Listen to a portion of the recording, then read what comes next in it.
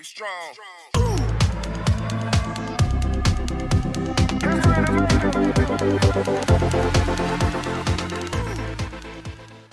Hello everyone and welcome back to the channel. Now, in this video I'm going to discuss my top 10 cards of each set of 2024. Now I did a similar video last year where I did the top 6 cards of each set, but I felt 6 was a bit too little since there are so many cards that got printed out last year that I just didn't put in. So this time, made a top 10. So, there's no there's no actual order to these cards. If anything, they're just going down color order. We've had a total of 9 sets this year, but I'm only going to be doing 8 of them since Ravnica Remastered was a whole reprinted set. And I know you can also say for Foundations it's mainly a reprint set, but it did have its own new cards that got printed in there. Just gonna let that out now. So, the sets we had this year that I'm going to be talking about is Murders of Karlov Manor, Fallout, Outlaws of Thunder Junction, Assassin's Creed, Bloomburrow, Dustmourn, and Foundation. I think that was all of them. So, I guess we'll just get started at the first core set of the year, being Murders at Karlov Manor. Now, Karlov Manor was kind of a failed set. It had murder mystery, it seemed pretty cool on paper, but most of the cards in the set aren't that great. They were really pushing the whole well, it's not morph, is it? Disguise? They really wanted to push disguise. But with disguise, there wasn't as much payoff with trying to play it. You might as well just keep playing morph, to be honest. Morph is probably better than disguise. Don't get me wrong, some of the commander decks were really good. I say one, the white red go deck, the Boros go deck was pretty good. The rest of them was okay, sure, that's fine. So, I guess we'll start talking about the first card of the video. We're going to talk about the first card from Murder of Karlov Manor is Assemble the Players. Assemble the Players is a 2-drop mono white. It's an enchantment. That's a rare. You may look at top card of your library anytime. That's pretty good for 2 mana. Once each turn, you may cast a creature spell of power 2 or less from the top of your library. I think that's really decent for a 2-drop enchantment. You can look at top card of your library and you can cast any 2 powers. Which in the game nowadays, there's a lot of really good cards that are with 2 power or less. Like look at, for example, Esper Sentinel is a 1/1 that when your opponent casts their first non-creature spell, you draw a card unless they pay mana equal to its power. So yeah, that's a really good 1-drop. There are also so many other good 1-drops, 2-drops. Solid Sickle Ackland's a nice card to have. So yeah, Assemble the Players is pretty good in my eyes. Obviously, these are all my opinions. I know other people might have different opinions on what they think were the best cards of each set. That's fine. These are just what my opinions are. So next, we're going to do Prof's Eidetic Memory. I probably butchered that. But this is again a 2-drop enchantment. It enters the battlefield, draw a card. You have no maximum hand size. At the beginning of combat on your turn, if you've drawn more than 1 card this turn, put X 1/1 counters on target creature you control, where X is the number of cards you've drawn this turn, -1. So yeah, this is really good for multiple draw decks, like Spell Slingers if they're drawing cards, or for example Bumbleflower. This is pretty decent in Bumbleflower. So yeah, I think the card itself is really nice. Again, it's a 2-drop. 2-drops are pretty good. Like, mostly, if you're playing standard, sure, but most of the time, I play commander. 100 card deck, one big boy. You just play the big boy and hope it doesn't die. That's effectively what I do with Magic. I did dabble in standard when the first Eldraine set came out. I just had a Witch's Oven Black Cat deck. It was fine. Did the job. Also spit out rats. So yeah, it did the job, but I found Commander more fun. It was more to my playstyle where I could just have a fun and fuck around. So for the third card from Karloff Manor, it is Massacre Girl Gnome Killer. Now this card brings back Wither, which you don't know, Wither's like Infect. But instead of dealing death like poison counters to an opponent, it just hits you for damage. But creatures, when they get hit by Wither, it gives them -1/-1s. So creatures you control have Wither. They deal damage to creatures in forms of -1/-1 counters. When a creature in opponent control dies, if its toughness is less than 1, draw a card. Like, it isn't as insane as the original Massacre Girl, but Wither, I think Wither's pretty cool. Like, at one point I wanted to play a Wither commander. I wanted this to be a commander deck I wanted to play. I just never got around to doing it, to be honest. Never did. Maybe in the future, maybe next year I'll build it, maybe. But yeah, Massacre Girl, pretty decent. I actually thought that this card was... I like this card a lot. Case of the Stash Skellington. I know most people couldn't give a butt to cases, but I thought they were pretty cool. They're a new type of enchantment that came out in Mana. So, this case enters the battlefield, create a 2/1 black skeleton creature token and suspect it. Engage menace and can't block. To solve, you control no suspected skeletons. If unsolved, solve at the beginning of your end step. To solve, pay 1 colorless and a black, sacrifice this case, search your library for a card, put it into your hand, then shuffle, activate only as a sorcery. I thought that was pretty good. I thought it was pretty decent. I wasn't really sure what I thought about the case cards. Because to be honest, no one at the fort really uses case cards. They just don't. Some of them aren't that great. But if it means I can like effectively, you're paying like 4 mana, you're Diabolic Tour.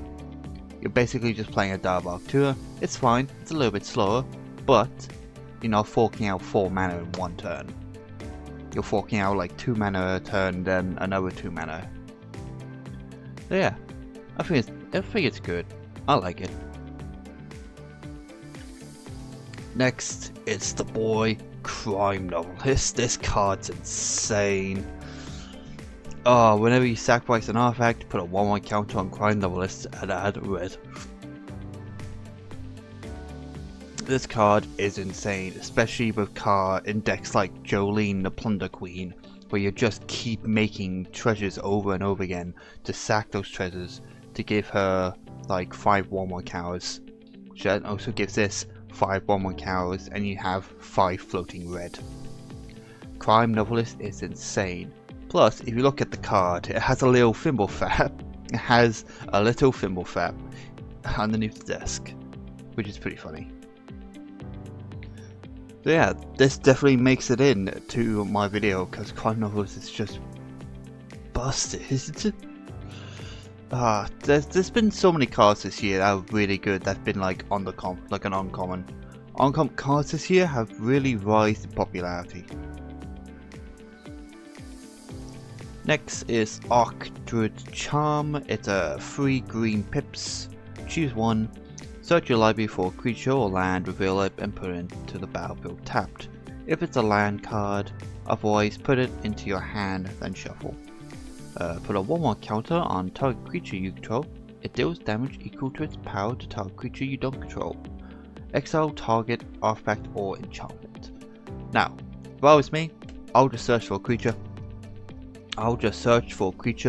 Or maybe a land. But most of the time, I'm searching for a creature, let's be honest. I would play this in Radagast. It's still a card I need to get. It's still a card I want to get. I just haven't got around to it, and I just don't know why. I guess sometimes I forget this was a set. But no, it is definitely a card I do want to buy. Might be enough. No, there might be a profile. I have a few profiles lined up. I know my last profile was Captain America, but I do have some profiles in the works and some other decks that I'm planning on building next year. But yeah, Archdruid Charm, really good. One of the popular cards when it first came out. And yeah, just 3 mana, search for a creature, put it into your hand. Nice little green tool. And then we have the Mole God.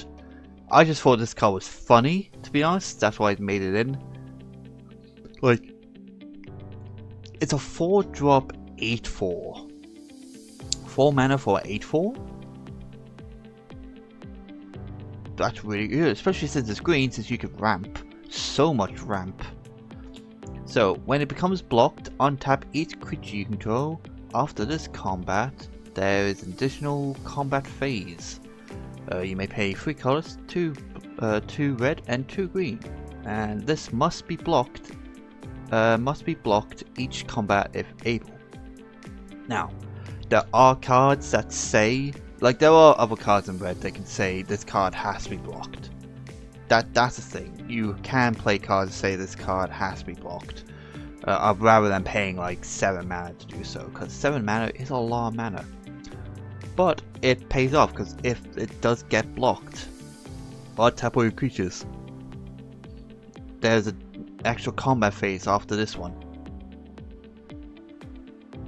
I think that's decent. And you can just run as a little mole commander, since there aren't actually that many moles in the game.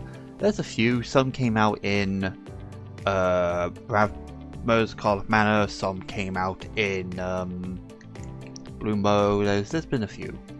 But yeah, Mole God definitely makes it into my top 10 of murders. Next we have Rakdos, Patron of Chaos. Now this guy is a little bit disgusting when we first saw it. At the beginning of your end step, target opponent may sacrifice 2 non-land, non-token permanents. If they don't, you draw 2 cards. So, which would they rather have, creatures or letting their opponent draw? Like this card, I have to say, Murder's Call of Mana and Ravnica Remastered came out with so many good angels, demons and dragons. So Cardia players were definitely having a good time. We all know a Cardia player. We all know someone who's played Cardia. Cardia is really good. It is a strong deck. Really, really scary when, even though most of us think that Cardia is in fact an angel, she is not. She is a human cleric. It's very odd. But yeah. Patron of Chaos, really strong. It's flying, trample, and it's 6/6. And since it's in red, because it's Rakdos, you can just give it haste. And then we have Trostane. I can never pronounce her name, but Free Whispers. I just like this card because you can choose what you want to do. 1 cost, 1 green, target creature gains that touch the instant.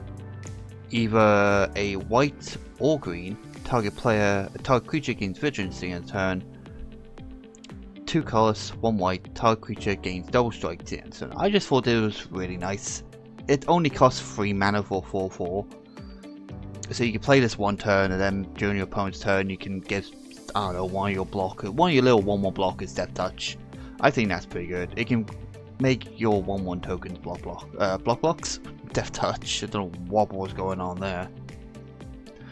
So yeah, I definitely do think this card made it, and I do want to put in trees. I do want to put in Tree Folk.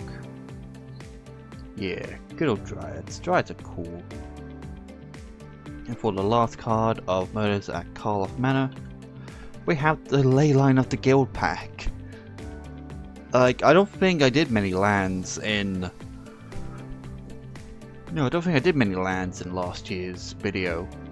But so far this year's pulled out with so many decent lands, so I thought I need to put some in. So yeah, Leyline of the Guild pack, it has the same effect as all the other Leylines. And to start the game, if it's in your starting hand, put it onto the battlefield. So already, when you get to your turn, you have 2 lands active. So, each non-land permanent you control is all colours. Lands you control are every basic land type in addition to their other types. So yeah, that fixes Wulberg colours. Sorry, not land, it's enchantment. I'm thinking about the other lands. There's a Leyline land somewhere. I'm getting confused with it. Never mind. But yeah, decent enchantment. It helps out with land. It helps out with mana.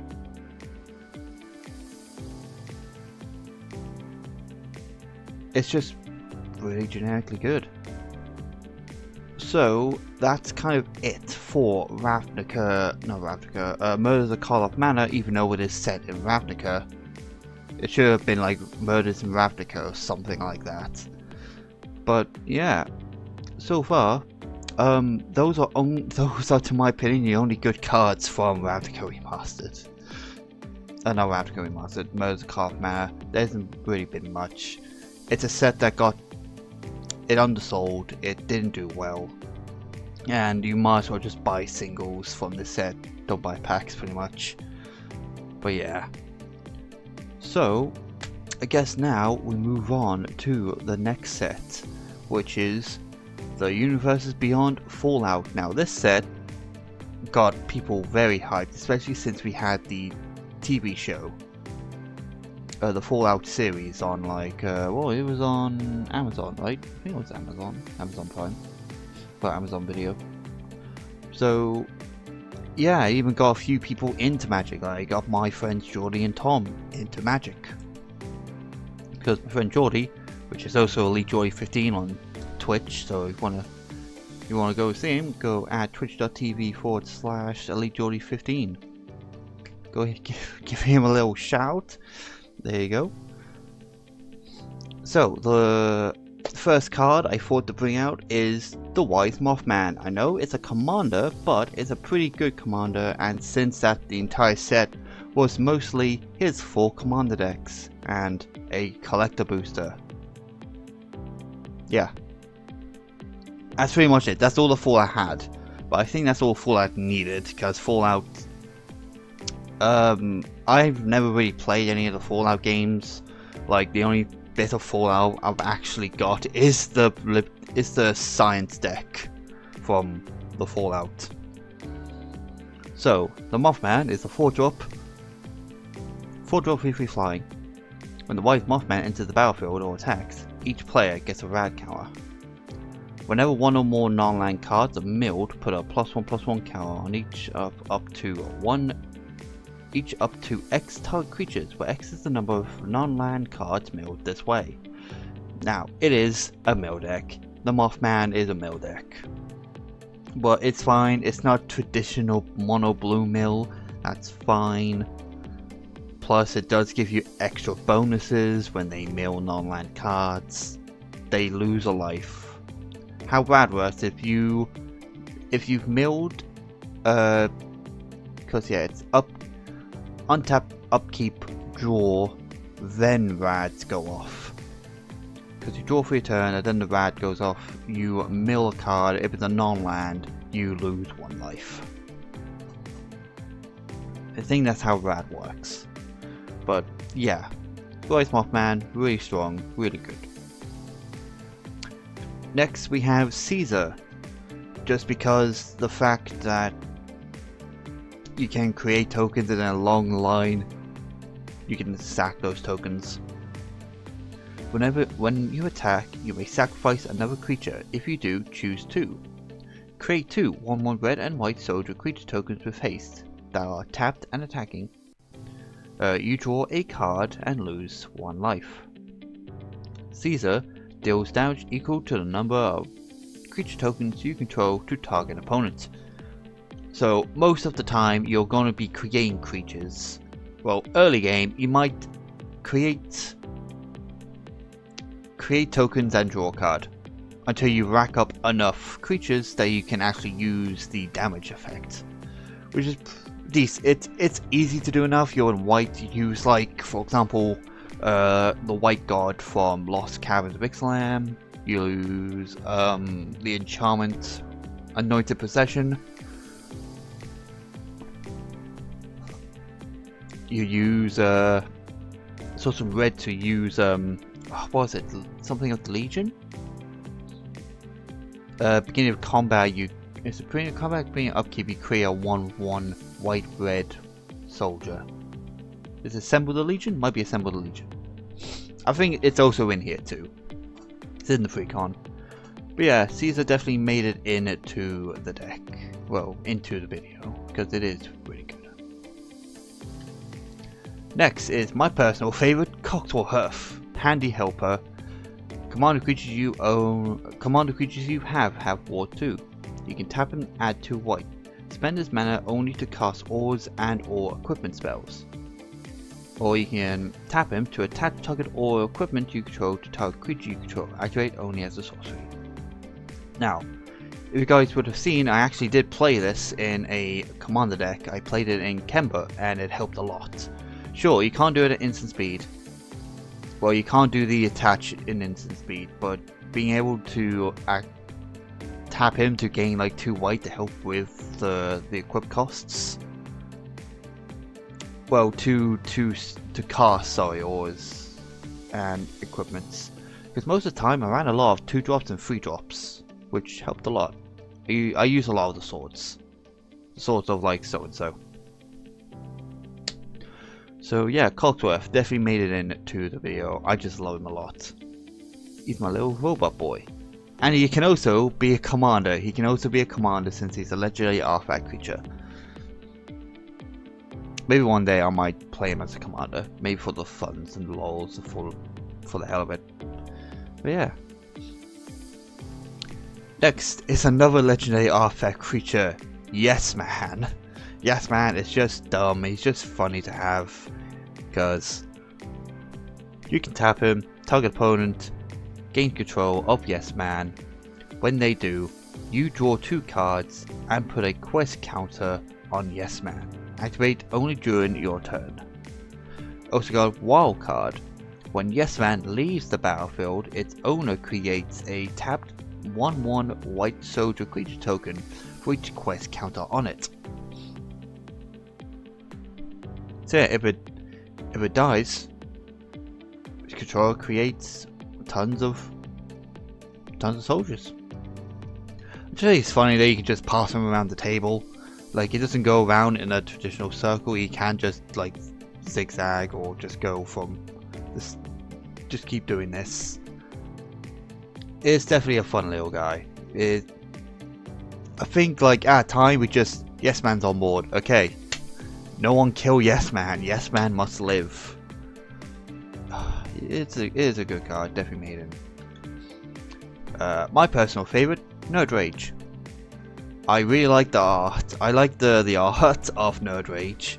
Plus, comes into play. Draw 2 cards. You have no maximum hand size. When the equipped creature attacks, whenever this creature attacks, if you have 10 or more cards in hand, it gets a +10/+10 until the end of the turn. So I can have really big boys that have got 10 cards in hand, which it never happened. I just used it for a cheeky draw. But yeah, Nerd Rage is pretty funny. Next, we have Wasteland Raiders. Now, this card has Squad. Squad was introduced in my knowledge Fallout, and not since. So Squad, as additional cost to cast this spell, you may pay 2 any number of times. When this creature enters the battlefield, create that many tokens that are copies of it. When Wasteland enters the battlefield, each player sacrifices a creature. Now, if this is like the zombie that does the same when it comes in, sack creature, but Squad is different for different cards. Some say pay mana, some say pay life, some say exile certain amount of cards from the bin. But yeah, for example, this could be pretty good in Tigrid, if you want to do Tigrid. But it will... to be fair, you are on black. Black has a lot of ways of gaining like ridiculous amount of mana. Like you got Cabal Coffers, you have ways of untapping Cabal Coffers. We have Jeopardalian, we have Crypt of Agony. We have got so many ways of just spitting out tons of black mana. So, end of the day, this is fine. Plus, you can just sack the tokens that it makes. You don't have to sack the actual creature if you don't want to. Yeah. Next, the 7th card is our little Scribe. Now, this card is a 3-drop 3/3. Whenever the Scribe attacks, you may discard a card if you do draw a card. When you discard one or more non-land cards for the first time each turn, create a junk token. Now, junk tokens, I think junk tokens are great. It is an artifact with tap, sacrifice this, exile top card of your library, you may play that card this turn. Activate only as a sorcery. So, you create a junk token. I'm gonna tap sack this junk token to exile top card of my library. Yes, it's a land. I can play that since I've missed my land for turn. Or if it's a card. Oh, sorry, I thought a child was screaming. No, it's just someone on the phone. Okay. So yeah. Or you really want to say, oh look, sort of Plowshare. I'll pay 1 white to cast it from exile, why not? Yeah, I think the card itself is really good and doesn't get played at all. I have not seen anyone play this card. It can be in my eyes, it could be a really cool commander. I just haven't seen anyone play it. I don't even remember what deck it's in. It might be in the Caesar deck. I'm not quite sure. Because what was the commanders? We had Liberty, we had Science with Dr. Mass and Liberty Prime. We have Caesar. We have Mothman. You know, Liberty Prime, Caesar, Mothman. Oh yeah, Dogmeat. Oh, to be fair, this might be in Dogmeat. Dogmeat makes a few junks. This might be in Dogmeat. So, the 8th card is Sean, Father of Synths. Now, I like this card a lot. Whenever you attack, so it doesn't have to be when this creature attacks, which is good, because it's only a 3/4, he's gonna get killed. Whenever you attack, you create tapped an attacking token that's a copy of target attacking legendary creature you control, other than Sean, except it's not legendary and it's a simp artifact creature in addition to its other types. When he leaves the battlefield, you exile all simp tokens you control. So yeah, you protect Sean. You protect him, you make sure that he doesn't get targeted or destroyed, and you just keep making bunch loads of synth copy tokens. Like example, I had a few Liberty Primes on board, which didn't help a lot, but it was funny to have more than one Liberty Prime. Because the deck itself doesn't have that many ways of ramping energy counters. You can make a few energy powers per turn, but up to counting from the commander deck, you use way more counters that you can produce. So yeah, on that side, energy counters was fine. You see my profile of my upgraded Liberty Prime with new cards from like MH3, it's really good, it's really strong. I have it around here somewhere. So yeah, Father of Synths made it in. For the 9th, I actually went with Agent Frank. Now, he is a 7-drop 8/6 with trample. He has indestructible as long as it attacked this turn. Whenever he enters the battlefield or attacks, proliferate twice. So yeah, it gives you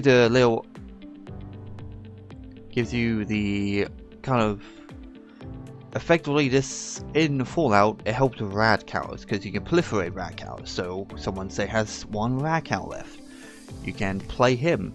Oh, he entered the battlefield. Proliferate twice. Everyone gets 2 rad counters. Oh, he attacks. Everyone gets 2 rad counters. So you just keep piling up rads over and over again. So your opponents have to keep milling. Therefore, Mothman just keeps getting bigger. Or you just play double. In fact, Mothman came out with double the amount of 1 count you get anyway. Like if you gain 1, you gain an additional 1. Doubling season would be pretty good for that deck. But yeah, Agent Frank, Maiden. For the last card from the Fallout, it is the Silver Shroud costume. This card is really good for an equipment. Card's equipment has flash, it's a 2-drop. Cripple free. When it enters the battlefield, attach it to target creature you control. That creature gains Shroud until the end of turn. Equipped creature can't be blocked. So it becomes a what's the card? Oh, I can't remember the card. What's called? It's just blanking me out now. But yeah, comes in, flash. Say your commander's being targeted by, I don't know, Source of Plowshare or something. Flash this in. Attach it to your commander. Your commander has Shroud. Can no longer be targeted. Also, can no longer be blocked, so you can then smack. Yeah, the card's very good. Again, another really good uncommon that came out this year. So yeah. Really, I say Fallout was more of a fun set. Like, I know people are gonna say like, oh, it was an amazing set. I just think it was fun to play. As a person that's never played Fallout, like the video games, I've watched the show just because it was something to watch. But I thought it was decent. The deck was fun. The deck was fun. I enjoyed playing against them and playing them. So, I guess now we go from Fallout to the Wild West. We go to Outlaws of Thunder Junction. This was the 3rd set to get released this year. So, we're going to start off with another round. Another round is a white, 2 colors, and 2 X. Exile any number of creatures you control, then return them to the battlefield under their owner's control. Repeat this process X or more times. Now, I know you're thinking, there are better cards that can do this. Yes. But I just thought this was really cool. I thought it was cool because, well, say, like, yes, if you pay 2 like 2 mana in X, you only get once. But it's just I think it's just a decent mana dump. It's just a decent mana dump if you've got too much land and you have no idea what to use it for. And plus, doing more ETBs is always good for Magic. Having your, for example, we'll just say Solemn Simulacrum. It comes in, search for basic land, put on the battlefield tapped. Again, that is some mana ramp. Sure, you won't get as much. You're like paying half to, like, yeah, you're paying half to get like half amount of mana, but still, in my eyes, another round is pretty decent. Next, we have Thimblefip, Lost on the Range. I love this card. I at one point wanted to play a mono blue Lost on the Range deck. Because at this moment, blue is the only color I have not played mono. I have never played mono blue. So this card might be my future mono blue commander. Plus, it is a free drop 1/1 with Ward 2. You may look at the top card of your library at any time. The top card of your library has plot. The plot cost is equal to its mana cost. You may plot non-land cards from the top of your library. Now, you guys don't know what plot is. Plot is you can effectively exile it for a plot cost and then cast it on a later turn for cheaper. That's effectively what plot is. It's like Foretell, but you pay less mana to bring it in. Obviously, with Thimblefip, its mana cost is the same for its plot cost, so that's not going to change. but I just think he's pretty cool. Like, I do own the card, and at one point I am gonna play him as a commander. I just...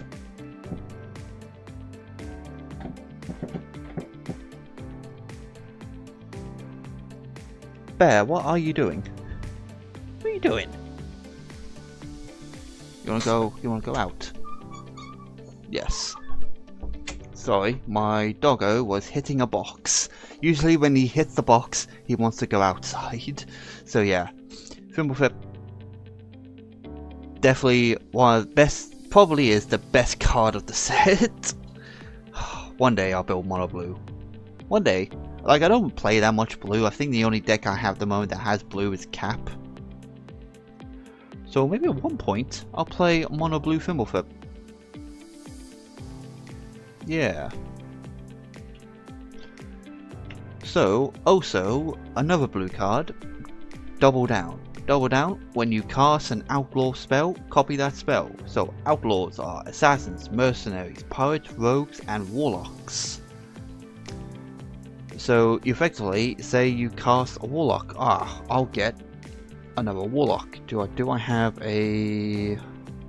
Do I just have one here that I can... What's it? It's rogue? Yeah, rogue. For example, I cast Nighthawk Hermit, being the rat rogue. So I cast this. I have 2 copies. 2 copies came in, so effectively I have 2 ETBs. And it's only like 4 mana too. It's really good. Like, if you're running, like, for example, Assassins, if from the Assassin's Creed Universes Beyond, we'll get to that soon. But yeah, this works very well. Next we have Pitiless Carnage. Now, I wanted this card for a deck called Soul of Windgrace, which is a landfall deck that has red, green, and black. Because sacrifice any number of permanents you control, then draw that many cards. It has plot. So it is a 4-drop, but its plot cost is 1 card and 2 black. You may pay 1 card and 2 black and exile this card from your hand. Cast it as a sorcery on a later turn without paying its mana cost. Plot only as a sorcery. So yeah. I just really like this card because I thought, oh, I can sack so many of my lands, draw cards, and then Lord Windgrace and other cards will just put them back onto my battlefield. My dog has come back in. Hang on. Come on. Do it, YouTube. I don't think I... What are you doing? I don't think I get to show off my dog very often on YouTube. This is my dog. Well, on this channel anyway. This is my dog. This is Bear. This is doggo time of YouTube. Oh, he is... Okay, I get you. I understand. I understand. He came back in for his food. Okay, I guess that's doggo part of the YouTube done. So yeah, Pitiless Carnage, really good. I want one because at some point I am going to turn Yuma into Soul of Windgrace. So that might be a video for next year. Next is Railway Brawler. Now, this card, it's a 5-drop, it has plot. What a surprise. But I think plot has to be my favorite, like, is it a keyword? No, it's not a keyword, it's a... What's it, summoning mechanic or something? Oh no, it's an alternative cost. I think I like plot a lot. I think plot's really nice. But whenever another creature enters the battlefield under your control, put X or more counters on it, where X is its power. So I summon, we'll say, a 5/5. It's a 10/10. So it just gets you really big boys. Plus it has reach and trample. I have this in Radagast. I replaced my what's it, Loyal Guardian, I think it was called Loyal Guardian, the Rhino, for this Rhino, and yeah, it's insane. It's is a lot better. I'm pretty sure I have this in my ass. Yeah, I do. But yeah, Wayward Boar makes it in my list. And of course, we can't have this without Brisky Bill. Brisky Bill is a landfall creature, 2-drop, legendary creature, plant druid. So landfall, when a land is a battlefield, put a 1/1 counter onto a creature you control. Then you can pay 5 and double the number of 1/1 counters on each creature you control. This card, when I last looked at it, is like £30. A little pricey for one card, but it's really, really dumb. I wanted to buy this at the time, but I just didn't have the funds. Even then, I don't think my Yuma deck really needs it. But yeah, Brisky Bill made it in. You can't have this video without Brisky Bill. So, next we have Doc, the Grizzled Genius. Spells you cast from your graveyard or from exile cost 2 less to cast.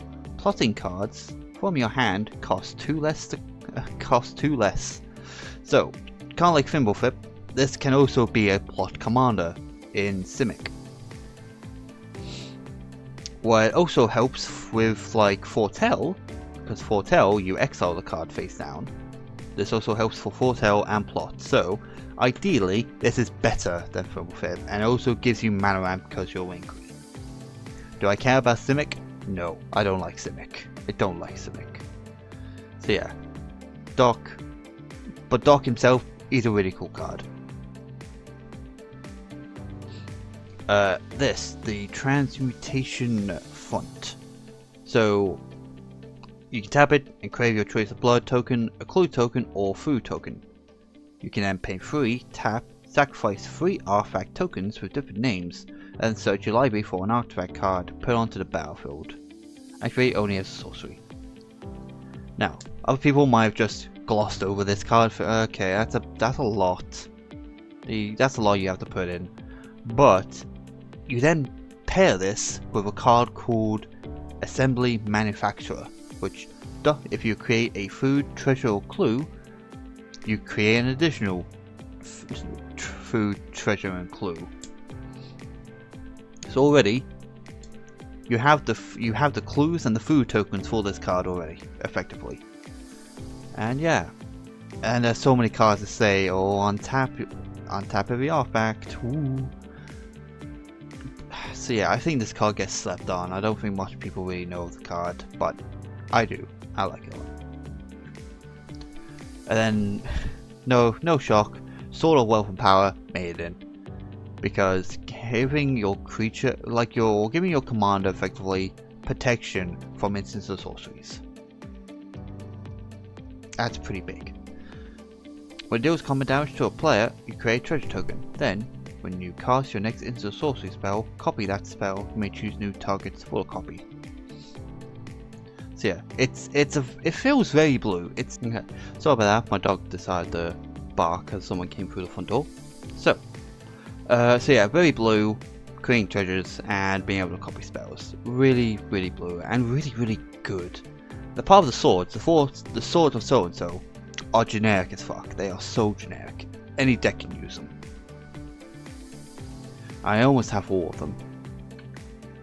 And for the last card of Thunder Junction, we have Key to the Vault. Equipment: whenever equipped creature does combat to a player, look at that many cards on top of your library. You may exile a non-land card from among them, put the rest of the Royal Library in random order. You may cast the exile card without paying its mana cost. I think this card is great. I like it a lot. I tried to play Captain America, it was fine, but I have protection from blue half the time, so I couldn't really equip it. But yeah, still made it in. Still made it into the deck, still made it into the list. So now we go up to one of the most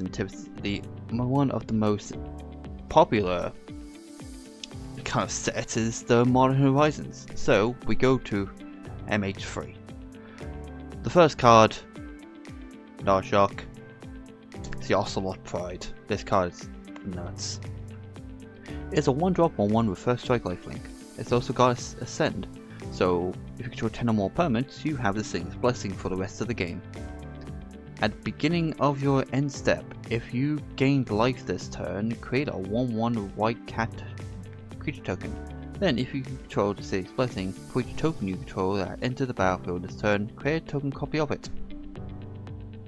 So effectively, you create 2 cats.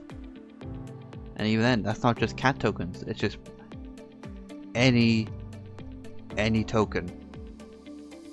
It's just any tokens, which is pretty insane, like treasures, clues, foods, anything. Just anything. Which is why the card's like, I think 30 or 40 pounds. The card is really dumb expensive, but also really dummy good. Next we have Flare of Fortitude. So, these cards are really nice. You may sacrifice a non-token white creature rather than pay this card's mana cost. So instead of paying 4, you can sacrifice like a 1-drop 1/1.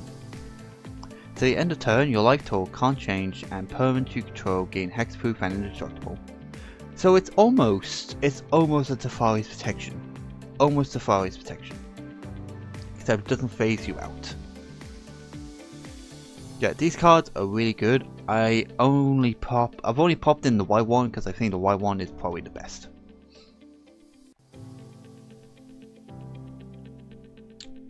Next we go to blue. I put the Harbinger of the Seas. All this card really does is non-basic lands or islands. It's like a Blood Moon but a creature. And since Lost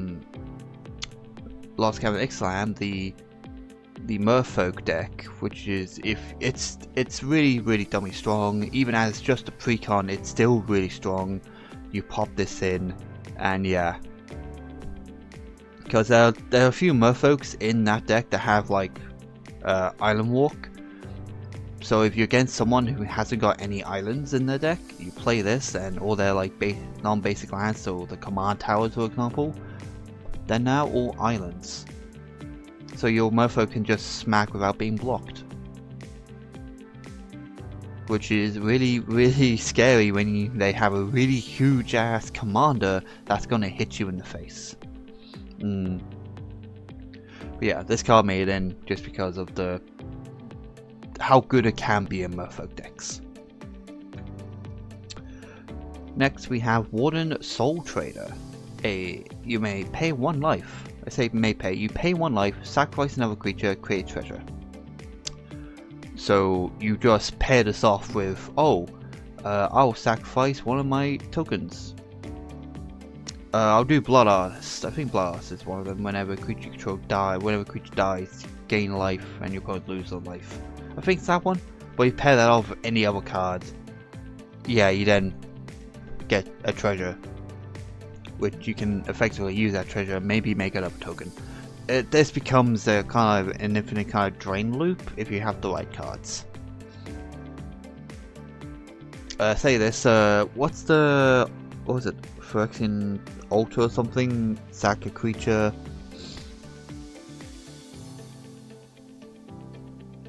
No, it's like pay a mana.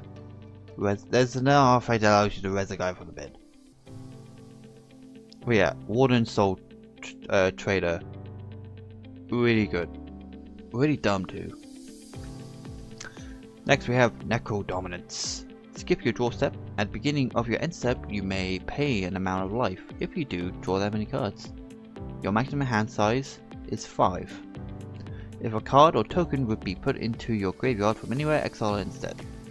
So, all this card really does is draws you a few cards. But I like this a lot. My friend Marcus likes this a lot. So yeah, it made it into the video. Plus, there isn't that many, other than the Goblin and this, there aren't that many great black cards that are generically good. A lot of the cards in this set, a few, like half of the cards are energy based. Which kind of makes sense, it did have an energy commander. Yeah, Necro Dominance made it. Next we have, like, Birthing Ritual. At the beginning of your end step, if you control a creature, look at the top 7 cards of your library. Then, you may sacrifice a creature. If you do, may put a creature with mana value X or less from among those cards onto the battlefield, where X is +1 the sacrificed creature's mana value. Put the rest of the body library in a random order. This was the card I actually wanted to try in Radagast, I just haven't had the time to do it. Or chance to do it. But yeah, being able to effectively swap out your creatures is pretty decent. It's pretty good. Because then you can just get your, like, for example, oh look, here's an Apex Ultrasaur. There we go. And it just starts fighting everything. Next, for the 7th card, we have Kudo, King Among Bears. Other creatures have base power toughness 2/2 and are bears in addition to their other types. And that's every creature.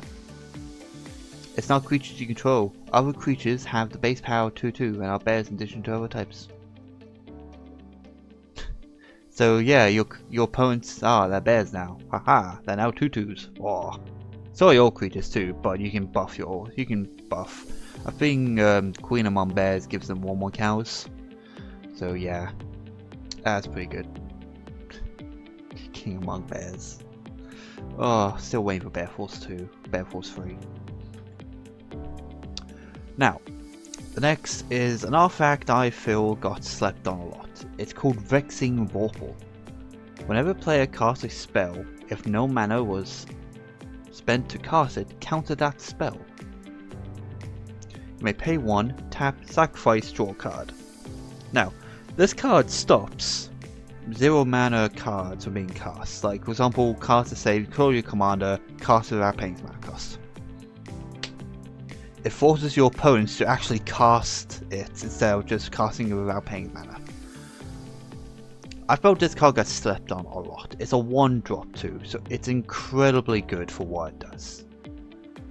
Incredibly cheap mana wise. Plus, it's another uncommon that really good.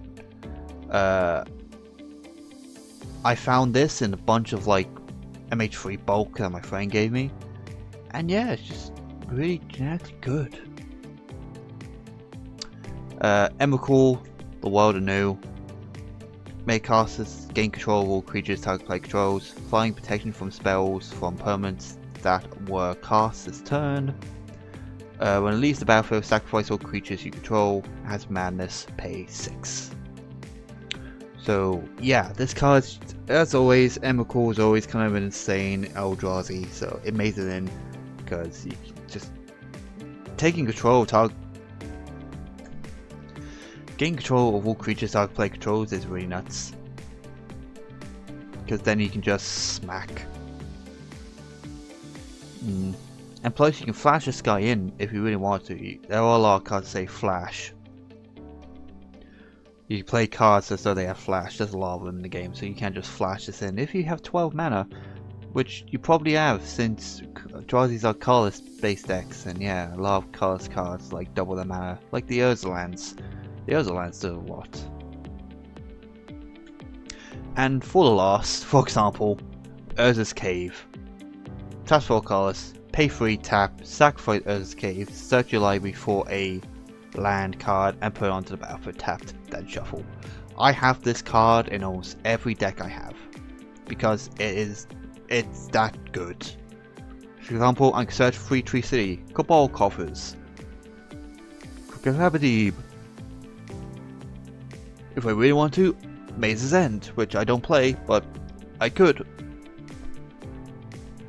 Yeah, card's really good. And again, another uncommon. And now we go on to Assassin's Creed. This was the second Universes Beyond set we got this year. So, Templar Knights. It's another card that says you may have any number of copies in your deck. But it's a 3/1 2-drop with Vigilance. You may pay a white, tap 5 untapped attacking creatures you control, name Templar Knight, search your library for a legendary artifact card and put it onto the battlefield, then shuffle. This card skyrocketed in price. Because being able to just pay 1, tap 5 untapped attacking Palor Knights, because they have Vigilance, they don't tap anyway. Just pull in any legendary artifact. There's a lot of them too. So this card's insane. I would run. That's the thing. I would run. I do want to play a deck that's just like 30 Relentless Rats. I do want to do that. I do kind of want to do similar with this, but trying to buy 30 of these pennies I do not have at the moment. Second, we have Leonardo da Vinci. Now, I like this card a lot. It's a Thopter based card. You may pay 5 to the end turn Thopters you control have base power toughness XX, where X is the number of cards in your hand. You may pay 3, tap, draw a card, then discard a card. If the discard card was an artifact card, exile it from your graveyard. If you do, create a token as a copy of it, except it's a 0/2 Thopter artifact creature with flying in addition to its other types. So yeah, Leonardo is a mana hungry card to use all of his abilities, and to cast him it's going to cost you a total of what, 10 mana? No, 11 mana, I believe. Yeah, cost you a total of 11 mana to play him, use his abilities. But I feel that his abilities is worth if you have a really, really big hand. Like if you got a lot of like, oh, if I draw 2 cards. If you draw 4, I draw 2 cards. Cards like that. And yeah. I just think it's funny hitting someone with a Thopter. I just really like the idea of hitting people with Thopters.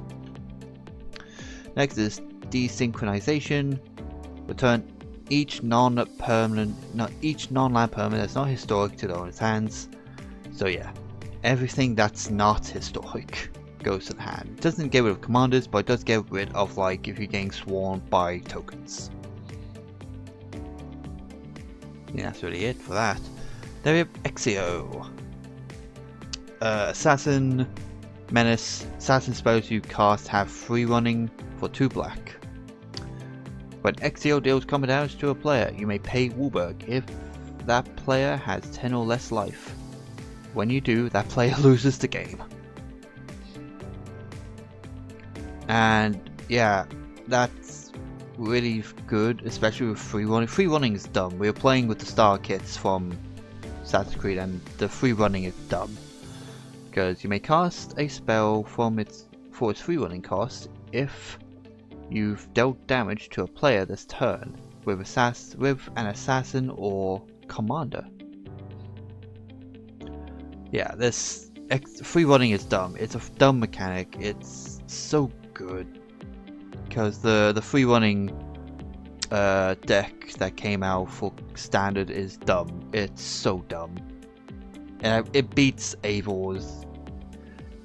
The free running, I think it's also an Exio. Exio beats Eivor hands down. It always happens. Overpowering attack. Again, free running for 3 mana instead of 5. Untap all creatures you control that attack this turn. If it's your main phase, there is additional combat phase after this phase, followed by additional main phase. So yeah, this card is really good, having multiple attacks. Like, again, it's sorcery, you can't do it, it's a speed. But, so you can't just keep looping this over and over again, blah blah blah, but the card itself is really good for like effectively 3 mana for its 4 running cost. The Aesir Escapes Valhalla. I think this is the only saga I have on my list. So 1. Exile a permanent card from your graveyard. You gain life equal to its mana value. 2. Put a number of +1/+1 counters on target creature you control equal to the mana value of the exiled card. Then 3. Return the Aesir Escape from Valhalla and the exiled card to their owner's hands. So the card you lost when you played this card is back into your hand. I think that's a nice trade-off. Next is Sigurd. I can't pronounce this guy's name, but he has Vigilance, Trample, Lifelink. He also has Boast 1. So you put a lore counter on target saga you control, or remove one from it. So this allows you to kind of play with what you want to be 1, 2 over and over again. So like you can keep drawing, or you can keep doing the Aesir thing, keep gaining life. Whenever you put a lore counter on a saga you control, put a 1/1 counter on up to one other target creature.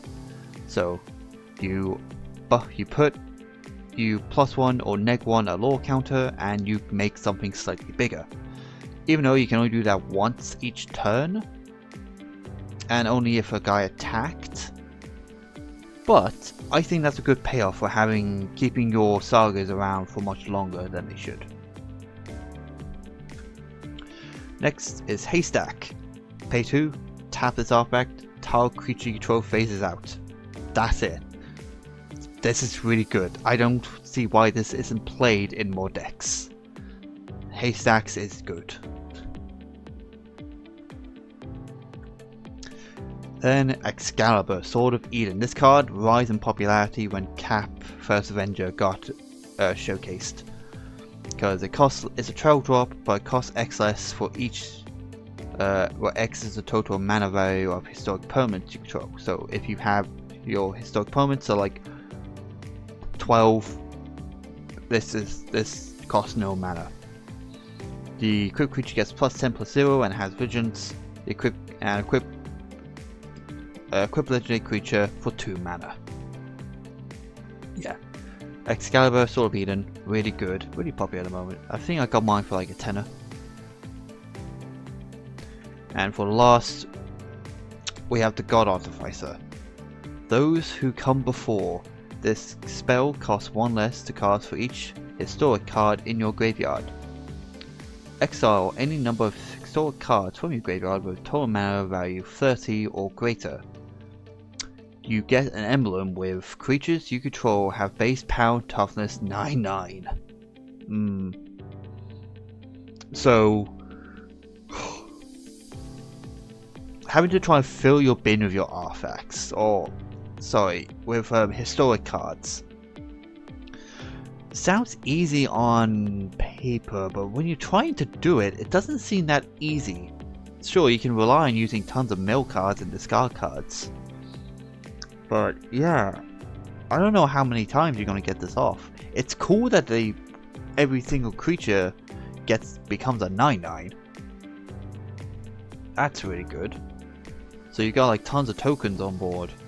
Or for example, you have tons of like Palor Knights. They're huge. So yeah, this card made it in. So now we go to one of the most hyped sets I've ever seen in Magic the Gathering. Bloomburrow. Bloomburrow is nuts. It was hyped because it's a little creature set filled with like little forest creatures. So the first card I'm going to talk about is one of the elementals, Breezer, the Bounding Spring. Legendary Elk. When it enters the battlefield, you create a treasure token.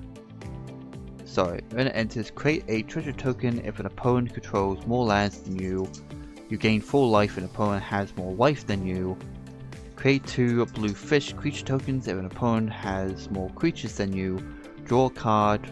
If an opponent has more cards in their hand than you. So you can try and get all these off. And plus, since it's legendary, you can have this as a mono white commander.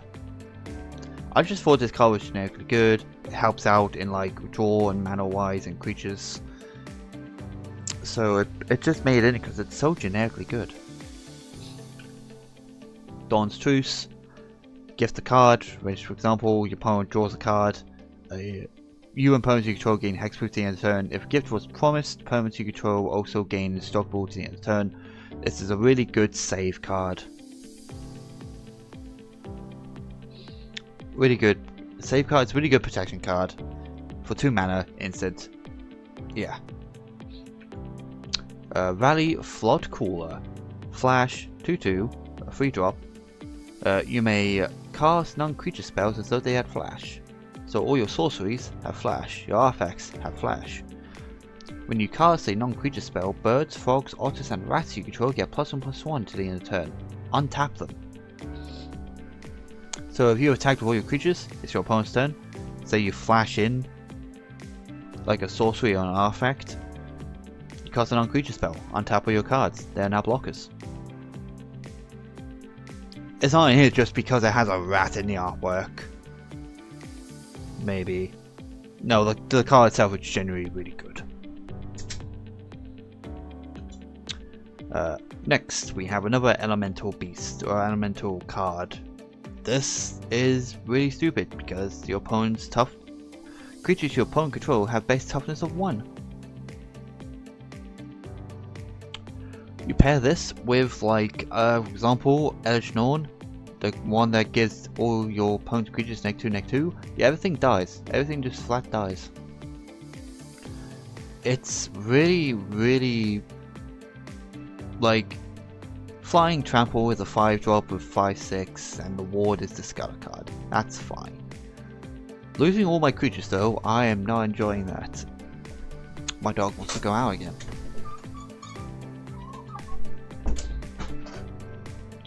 But yeah. So say they had like 10 10s, they now 10 1s. If they get hit by one thing, they die.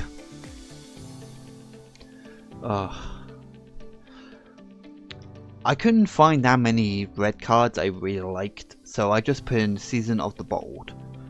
Now, the season cards, they come in with 5 paw prints. They each have different modes, but you can choose the same mode multiple times. So for 1 paw print, create a tapped treasure token. 2 paw prints, exile the top 2 cards of your library. You may, until the end of your next turn, you may play them cards. Pay 3. Until the end of your turn, to the end of your next turn, whenever you cast a spell, Season of the Bold deals 2 damage to up to 1 target creature. What I tend to do is I make 3 treasures and I exile the top 2 cards. That's what I would do. Then we have Lumina, Bellow of the Woods. Really angry bear. I actually won this in Radagast. I won this Yuma. So its power tells you which number of lands you control. When Lumina enters, mill 4 cards, then return all land cards from your graveyard to the battlefield tapped. So she can become really big. She also has menace and reach, so she can block flyers and she doesn't have when she attacks. That's, I think, for a card for 6 mana, this card is incredibly good. It's so versatile too. Angry Bear, she's about to hit you in the face. Then we have Innkeeper's Talent, the card that says at the beginning of your combat on your turn, put a 1/1 counter on target creature you control. If you get to level 2, permanents you control with counters have ward 1. Get to level 3, if you would put 1 or more counters on a permanent or player, put twice that many of each kind of counters on that permanent or player instead. This card is just genetically good. Classes come back into the game. We haven't seen classes in a while. And this is probably the best class we're going to see. And then Helga, the Skittish Seer. I love Helga. When you cast a creature spell with mana value 4 or greater, draw a card and gain a life, and put a +1/+1 counter on Helga. You can tap, add X mana of any color where X is Helga's power. Spend this mana only to cast creature spells with mana value 4 or greater, or creature spells with X in their mana costs. This plus it's in green, white, blue. So you got mana ramp, white removal, and draw. You got blue draw, white removal, and green ramp. Really good color combos. Wishing Well. You tap, put a coin counter on Wishing Well. When you do, you may cast a target instant sorcery spell with mana value equal to the number of coin counters on Wishing Well from your graveyard without paying its mana cost. If that card would be put into your graveyard, exile instead. Activate only as a sorcery. This is just ways of you can effectively double cast your instant sorceries, like tutors, draws, stuff like that. And for the last card, it is the Free Tree City. Probably is the dumbest land of this year. As it enters the battlefield, choose a creature type. It taps for colors, or you can pay to tap it and choose a color. Add an amount of mana of that color equal to the number of creatures you control of the chosen type. If I've got 10 rats, and I say green, if I say black, 10 mana. So I effectively got 8 mana because I effectively got 7 extra mana because I had to pay for effectively free to get this live. Yeah, really dumb that it doesn't come in tapped, it just comes in creature type.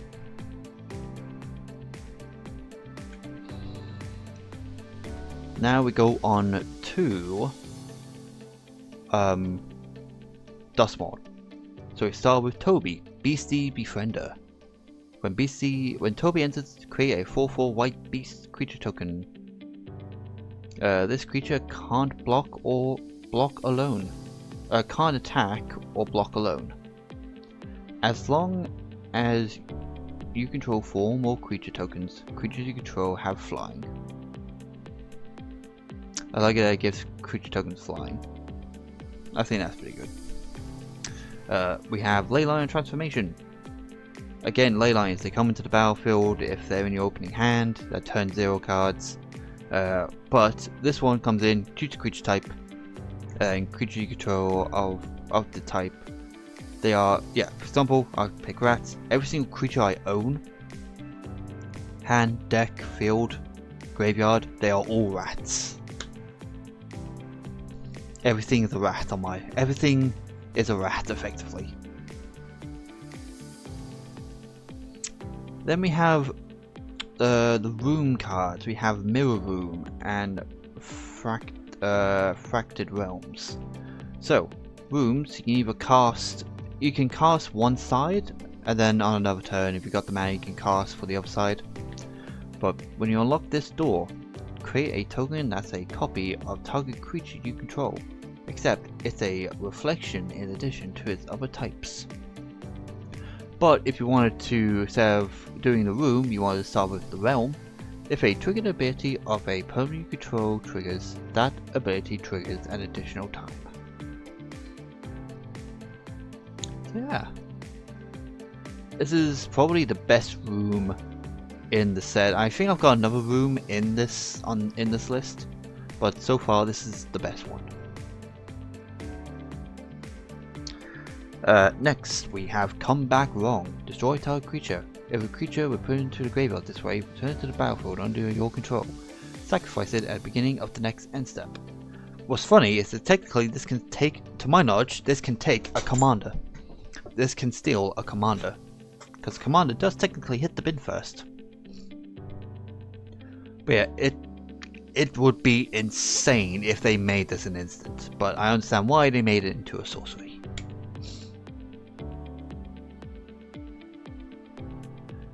And now for the Charred Foyer, or the Warped Space, which is the second room card in this list. So, beginning of your upkeep, exile the top card of your library. You may play that card this turn. Once each turn, you may pay 0 rather than pay the mana cost for a spell you cast from exile. So once per turn, say you have a 5-drop exiled, you can pay 0 and cast it. Yeah.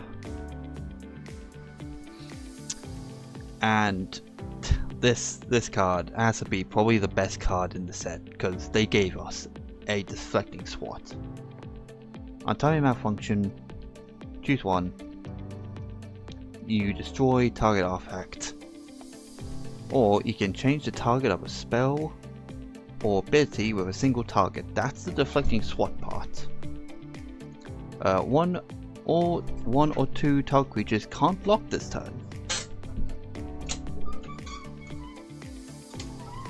But dog needs to make up its mind if it wants to be inside or outside. So yeah, the only part we care about Deflecting Swat is change the target of the target spell or ability. Got Source Plowshare, it could hit my creature, but if I cast this, it's going to hit my opponent's creature. This card is so good, and I don't think it gets spoken as much. Again, another uncommon. This is probably the year of the uncommon. I love the flavor text, like, no, this worked perfectly in the lab, and it untimely malfunctioned. Yeah.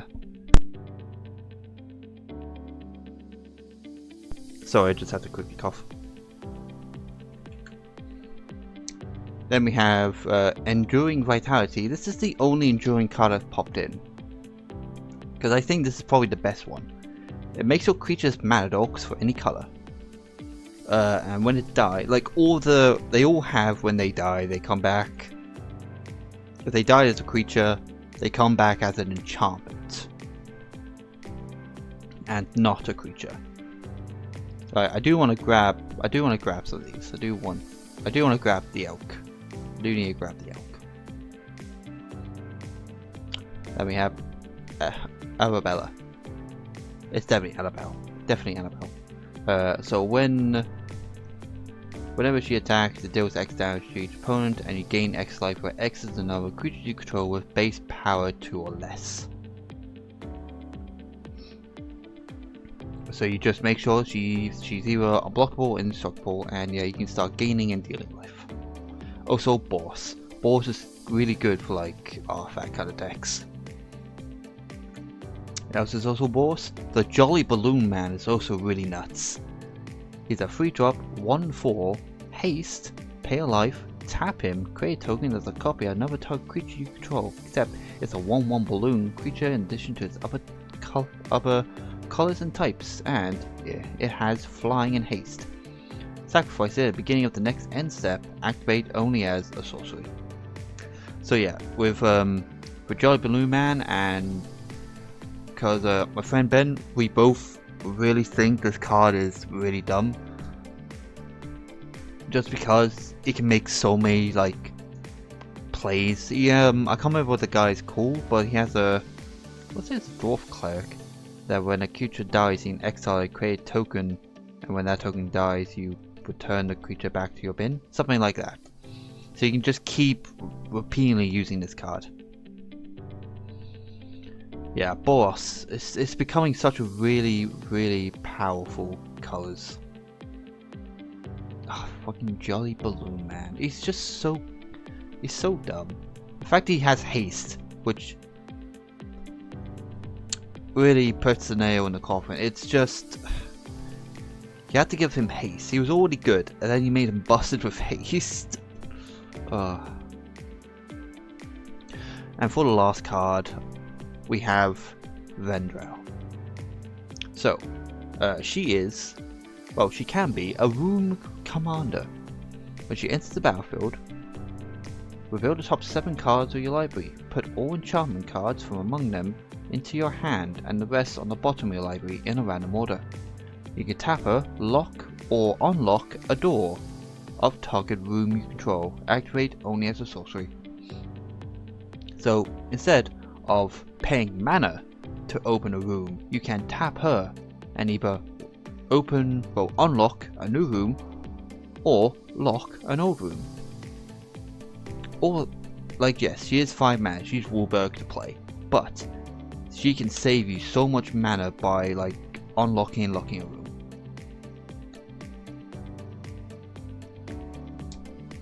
So I guess now we head over to Foundation, the latest and current Magic set, and the last Magic set of this year. So we're going to start off with Heir Apparent. It's a 2-drop, 2/2. When this creature enters, create a number of 1/1 White Rabbit creature tokens equal to the number of other creatures you control named Heir Apparent. A deck can have any number of cards named Heir Apparent. Yeah, this card is nuts. You can get away with just having this as the only creature in the deck, because you play it, oh, rabbit, play it again, more rabbits, and you just keep multiplying over and over again. This card is just Really good. It's sought after. Generically decent as a deck. Next we have Homunculus Horde. Whenever you draw your second card each turn, create a token that's a copy of this creature. So you draw your second card for your turn. Trigger, I make another Homunculus. And you keep doing that. Because now you have 2. You then create 2 more. You now have 4. Okay, 4 trigger. We now create 4 more. And it just keeps going up and up. This card can get out of hand very quickly. Oh, it's so good. Not quite Thimbleflip, but still pretty decent. I added Zur Asher Lich Lord in here because it seems generically good for zombies. It does have Ward pay 2 life, but that's kind of bad for Ward. But you can tap him. You may cast a zombie creature from your graveyard this turn. That seems fine. There are so many cards in the game that say untap target creature, or you have the sword. You got like Sting that can untap during the beginning of combat. And this doesn't say has to be done by instant speed. It's a tap ability, so you can do it during your opponent's turn. And add instant speed too. Then we have Twin Flame Tyrant. If a source you control will deal damage to a permanent or permanent opponent controls, opponent controls, it deals double that damage instead. Yeah. Big Dragon, again, just deals way more damage than it needs to. Again, Kalia players, and again, not even Kalia players, Spellslinger decks that deal damage. Lightning Bolt can deal 6 damage effectively. Yeah. And then we have Mossborn Hydra. Trample. This creature enters with a 1/1 counter on it. Landfall. When land is battlefield, double the number of 1/1 counters on this creature. Starts off as a 0-drop 4/4. No, a 3-drop 0/0. So you play this and then you play your land and then bam. It just keeps getting bigger, and plus it has trample. It's almost a better Mana Gorger Hydra. Almost a better Mana Gorger Hydra. Well, in my opinion, actually, in opinion, this is probably better than Mana Gorger. Nice. Preposterous proportions. It's great. Creature you control get +10/+ to gain Vigilance to end the turn. 7 mana sorcery. The card art is amazing. It's just giant squirrels. Like I'm gonna play this in my cat deck next year, so my cats are just gonna be 10/10s all around. Such a good card. Do need to grab one because I also want this card. For the 7th card, we have Nith Misset. Flying, no maximum hand size, whenever a source deals non-combat damage to an opponent, you draw that many cards.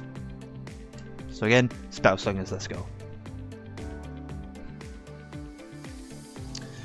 Anthem of Champions. Really simple. It's a 2-drop. It's 1 white, 1 green. Creature you control get +1/+1. Simple. Effective. Generically good. All 3 in 1. Banner of Kingship. I just thought this was really nice. It buffs your creatures if you're playing like tribal. At beginning, when this artifact enters, choose a creature type. This artifact enters with a fellowship count on it for each creature you control of the chosen type. The creature you control of the chosen type gets +1/+1 for each fellowship counter on this artifact. So yeah, they just say they're 1/1s, you got 5 of them. 5 fellowship counters. Your creatures get +5/+5, so they become 6/6s. And now for the last card. It's Sire of the 7 Deaths. 7 drop, 7/7, 7 keywords, being First Strike, Finish, Menace, Trample, Reach, Lifelink, and Ward 7, and Ward pays 7 life. It's also a mishmash of 7 Eldrazi's. It likes 7. It likes 7 a lot. This was just in here because it's a gimmicky kind of card. But yeah, still decent. But yeah. That is so far, well, I say so far, that is my top 10 cards of each set of 2024. Now, all the cards I have shown are in there for specific reasons. Obviously, you guys have cards that you really like from this year. If there are any cards that you felt I've missed, please let me know in the comment section. I'll have a look, read, maybe reply to some of them. And yeah, I hope you guys have enjoyed the video. I know it's like almost an hour and 30 minutes long, but I do appreciate it if you made it all the way through. And you want to see more videos, then feel free to hit the subscribe button and hit that bell to get notified when I upload more videos. And yeah, we shall see you guys in the next one. And actually, we'll see you guys in the new year. Bye.